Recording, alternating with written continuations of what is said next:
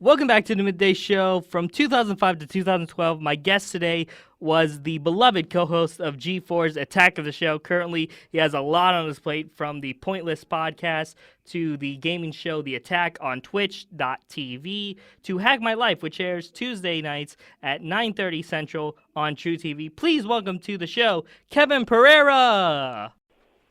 And the villagers rejoice. Hello there. Pleasure to be here. It's so happy to have you. And so you have so much on your plate, but of course, we got to go to Attack of the Show, because as we were talking, you introed me. Are you going to drop in the sound of like a stadium cheering or like a crowd going wild? Are you going to like sample a Shakira concert from Brazil where they're going nuts and chanting something, or is it just like welcome Kevin Pereira, and then I go hey, and then that's it? Well, there is enough time in that recording where I can add it in post. Okay, cool. So I think I might actually do that. Yes, let's start with Attack. Let's get to Attack. Let's do it. Yeah, so Attack of the Show was such a molding show for everybody who watched it for a good chunk of time, because it was on from 2005 to early January 2013, I believe. And it was a show that even if you only you jumped on maybe later or earlier. Oh my God, I'm sorry, that is so gross. But you did a lot of gross stuff on Attack of the Show, of course. I think Human Teabag, the world's. That was kind of gross. Oh, yeah. No, I have a Guinness Book of World Record. We hold it for the world's largest tea bag, which we got into a kiddie pool and slowly lowered a tea bag onto our foreheads and re-dipped it several times as I cried and lamented that my father never loved me. Got that. We we did lots of stuff. People forget the first week of the show where really nobody was watching, and it was great that no one was because we got away with murder. We stuck a web server inside of somebody's rectum and actually hosted web pages out of it. You could go to yourassgotserved.com, and at the time it was actually loading a web page off of a USB thumb drive that was implanted into one of our coworkers by a doctor live on television. That's the kind of crazy stuff we were doing. Because it has a medical purpose, we'll be able to air this on the show. Good. I tried to say that as sanitary as possible. I tried to keep that very safe. It was in an orifice. It was not his mouth. Definitely not his ear. You guys figure out the rest. Yeah, I think we might have to beep out the rest, but I think just because it's a medical purpose type of thing, we can probably get away with it. So good. But good. It's college, right? This is the time to experiment and learn, and that might mean putting web servers in places that Jesus told you was a sin. That's all. and what's great is this is a community college, and I'm a Jew, so it all works out so unbelievably well. But my point was, before I burped and got us on that tangent, that wherever you kind of jumped in to Attack of the Show, you just you instantly knew what it was and you understood it, which was great. And similar shows that we've talked about before on the show, like Upic Live and CRL, shows like that, it was definitely like a live. It was a live show, of course, but it was a show like that where you could just jump in, and of course, with that live type of show, it's easier to do than, say, a sitcom or a drama. But still, it was one of those shows where it's just like anywhere you jumped in, you can instantly become a fan of it. Yeah, well, thank you. I feel like the viewership, the numbers would disagree with that statement, but I like to think that that's the case. I like to think that we made a show that, it moved quickly, and because the interests of everybody involved were pretty diverse, they all sort of rotated around a common theme. Nothing got belabored. You could, as you said, drop in, drop out, and that's what we were hoping. Like, we were doing an hour of live television every single day, and the goal was essentially like, look, if we can have 5 minutes, if you were just flipping through the channels and you landed on us, could we hold your attention for 5 minutes? And if we could accomplish that, we would hope that, maybe you'd come back for more. Or maybe at the end of that 5 minutes, you'd see, well, what's the next 5 got for me? And it was so varied, but again, it's still around a central theme, a love of tech and all things nerdy and geeky and just actual authentic passion for everything. And we just figured, look, if we approach every subject with that authenticity and we stay passionate about it, it'll be interesting to watch. It'll be entertaining to watch, even if you're not the biggest fan of whatever the video game or comic is, whatever it is that we're covering. And I think we got that message across to a handful of people. Apparently, it resonated with you, so that's awesome to hear.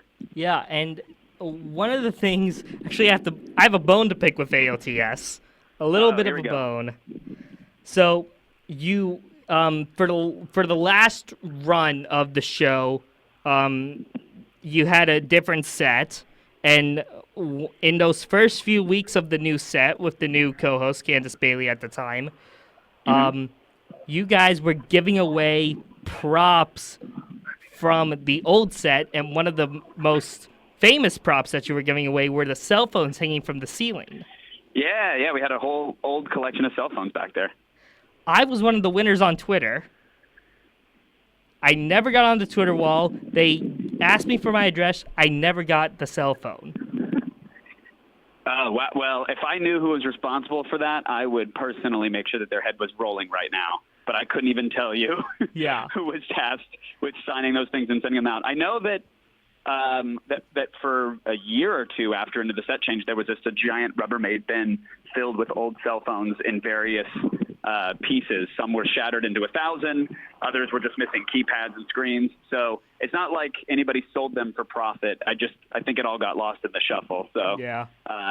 But at least I get to talk to you now, which makes up for it all. Yeah, I'm happy to sign like an old Ericsson or an old Motorola Razr and ship it to you. We can make that happen. Then let's do it. But I'm so happy that even though I did not get my cell phone, I get to talk to the man in charge, basically, for the most part, or at least on screen, the man in charge.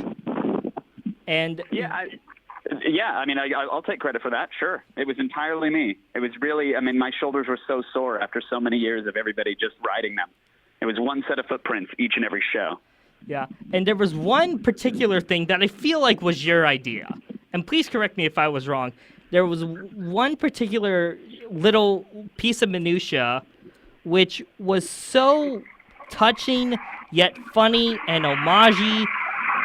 When Leslie Nielsen died, the great Leslie Nielsen from The Naked Gun and Airplane died, you guys did like a tribute opening, which was the recreation of the Police Squad opening sequence. And I remember that day. Naked Gun, absolutely. Yeah, and I remember that day. I remember sitting in my acting class in high school, my sophomore year, and saying, "Can we take a quick silence for the death of Leslie Nielsen?" They didn't, of course.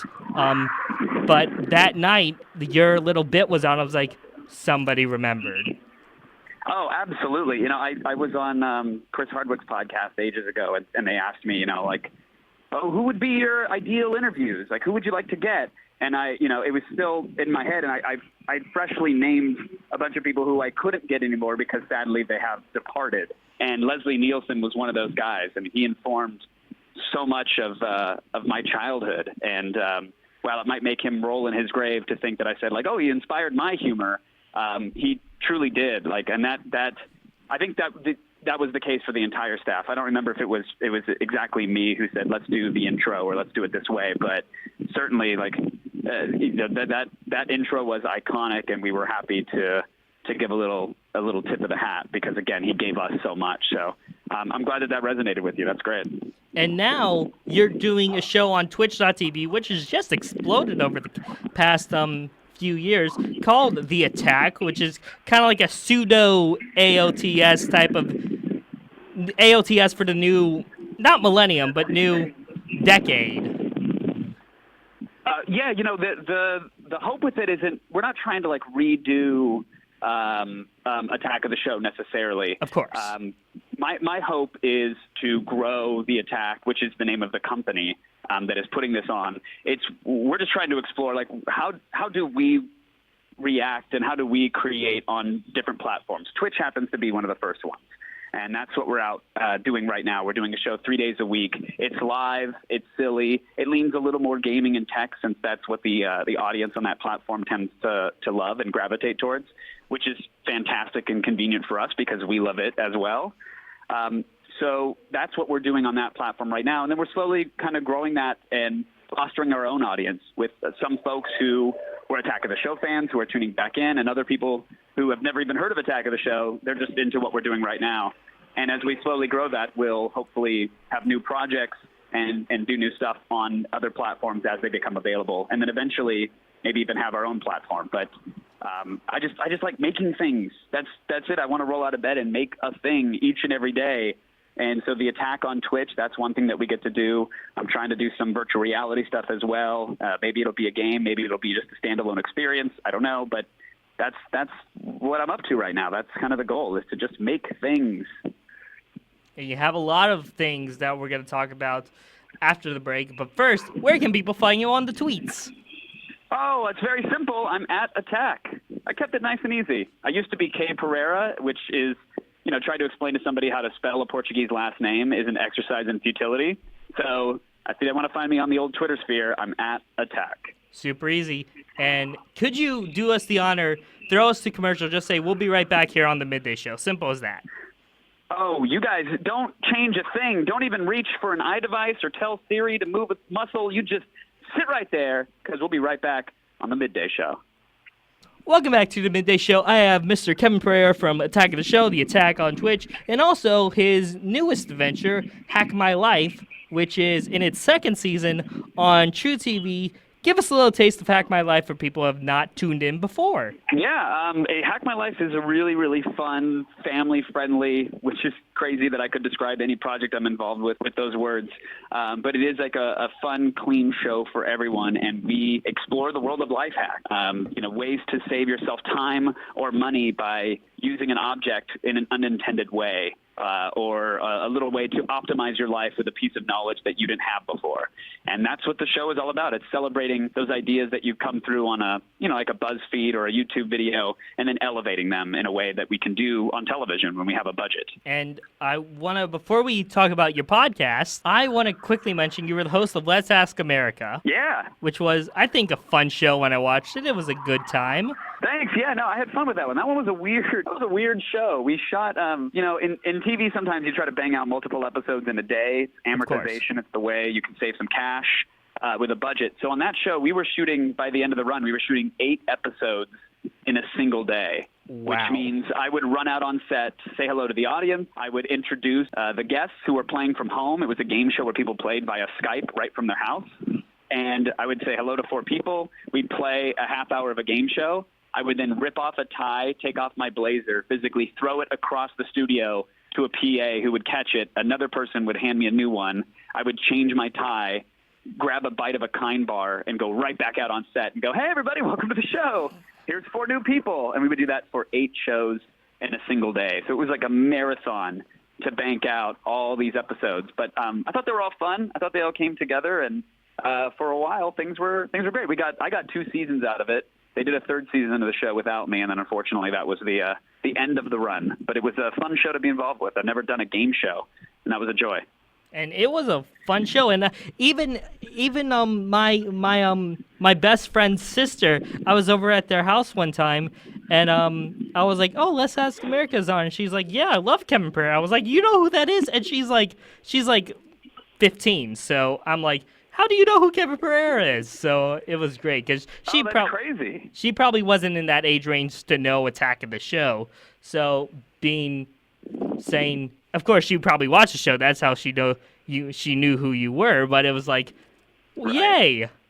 No, that's wild. That's been the trip. Like, I think for whatever semblance of a career I have for the rest of my life, assuming I have one. So please, dear Lord, as I cross my fingers, I think there will be many who know me from Attack of the Show. It was just it was almost a decade plus that I was at G4, so it would make sense that people recognize me from that. But just the other day, I was in the airport. I was in Cabo, flying back, and in Cabo, a guy runs up and he's pointing. He's like, "Oh, Kevin!" And I'm like, "Oh, hey!" And I immediately assume like, "Oh, you must have watched G4 or whatever." And he's like, I love your life hacks."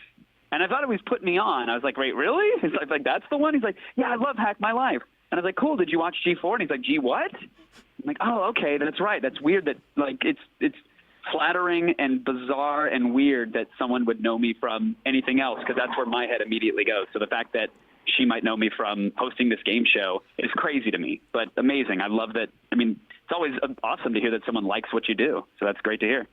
And I hope you like what we're doing right now. I hope you're having a good time. Are you having a good time? Are you kidding me? Of course. Awesome. Absolutely. Good. I get to talk about myself. That's my favorite topic. And I get to talk about myself sometimes, but you know what I mean. So, Pointless Podcast, or just Pointless with Kevin Pereira, is your big podcast. You do it. Is it every week, bi-weekly? It's every week. It's once a week. If I can squeeze it in while I'm flying around filming other TV shows. But for right now, yes, it's been once a week for about a year plus. And congratulations on that. So Thank you. it's basically a podcast. Yeah, it's the laziest a human being can be while still producing content. That's what the show is. I mean, it was born out of I had limited amounts of time, and I still wanted to say things, and I wanted to just hang out with friends. And so I said, well, let's get together. We're going to hit record.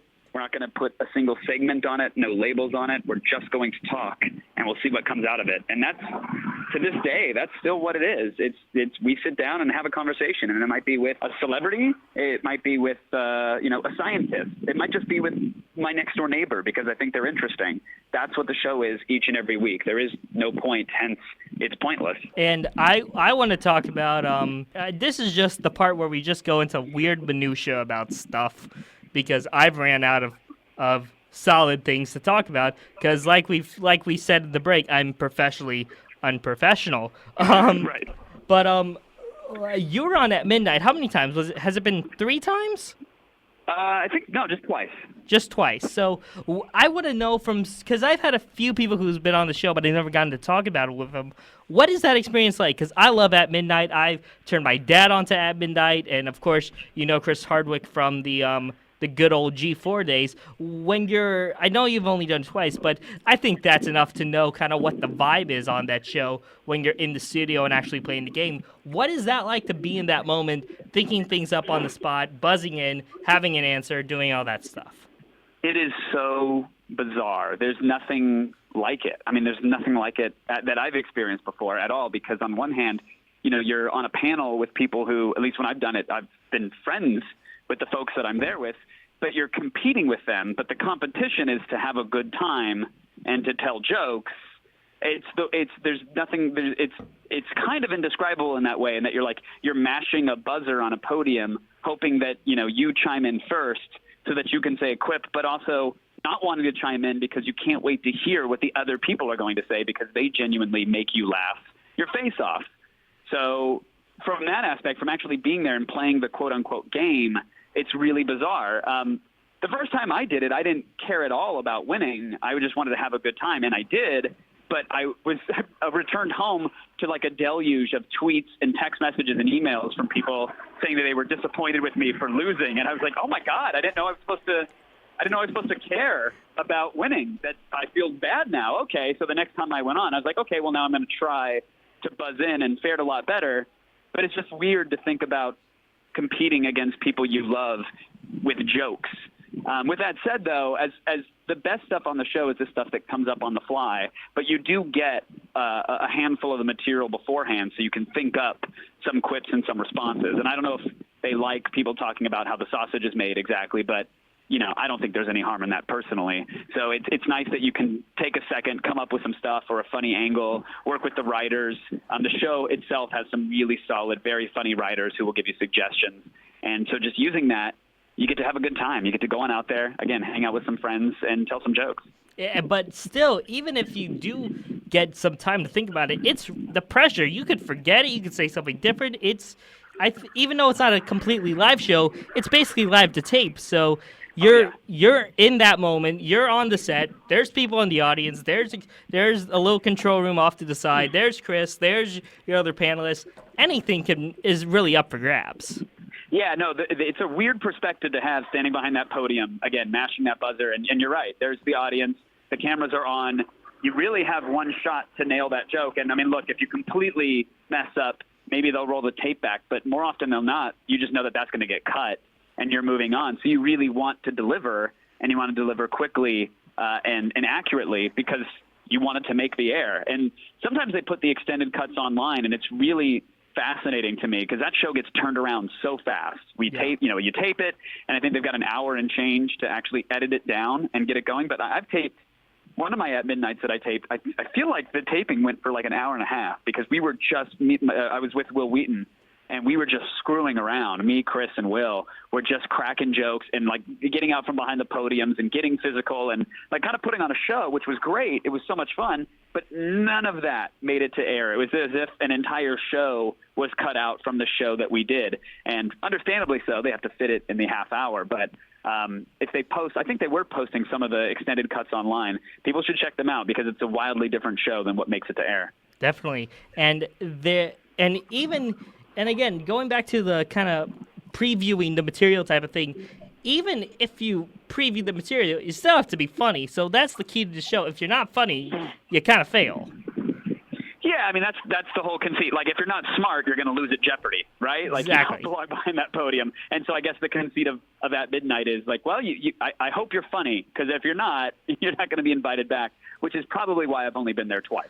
Oh, that's not true. You're great. But I was surprised when I was like, Kevin Pereira is not a comedian. What is he doing there? But I'm happy that he's there. Yeah, no, it's funny. I guess, I don't know. That's something I've struggled with for a while, is that like I told jokes on television and did interviews that were live. I mean, they're completely live, not like live to tape. When Attack of the Show aired, we had a 6-second delay in case someone dropped an F-bomb. That was it. Everything you saw was what was happening in the studio or at Comic-Con or at E3 at a convention. It was fully live. So if there was something that was entertaining or a joke and it happened within the live context, that was entirely, my doing if it came out of my mouth or my co-host or whatever. So it's so weird to me that, since doing Attack, people will be like, well, we need to book a comedian for this, or we want a comedian for this project. And I would say, like, well, I kind of told jokes live on television for 6 years, over 6 years. Does that not qualify? And I guess you have to stand in front of like a brick background with a microphone, and have somebody cough and a waitress spill a drink over everything you're saying. Then you're qualified as being a comedian. I think that's what's missing. So I got to book that gig. I think that's a great way to tie everything up. My thanks to Kevin Pereira. We will see you next time here on the Midday Show.